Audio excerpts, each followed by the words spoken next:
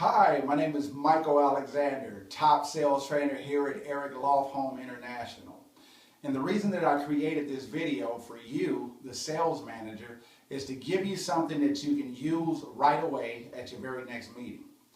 And I got this idea from the late great Steve Jobs. So he would round up about 100 of his best people and they would sit in a room for hours and brainstorm. And they would jot down idea after idea after idea.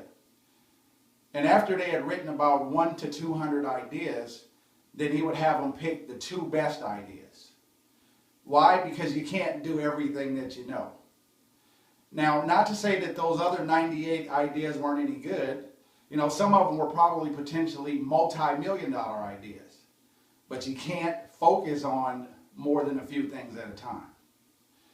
And so the idea that I want to share with you that you can teach at your next meeting is what we call the baseline strategy. And the baseline strategy is when you look at your end result. So let's say that you made $5,000 last month. And so the baseline strategy is every single thing that you did to make that $5,000. So your prospecting would be included in that. What you did to generate the leads would be included in that. The appointments that you went on, the listings, the taking the people for a test drive, whatever you did to generate that $5,000 for the previous month is your baseline. And so what you want to do with this meeting is you want to have a whiteboard. And so you're going to ask your team, like, what is 1, 2, or 3 things that we can add to our baseline that would elevate our sales results?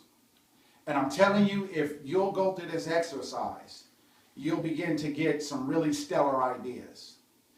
After all, if it worked for Steve Jobs, it'll probably work for you.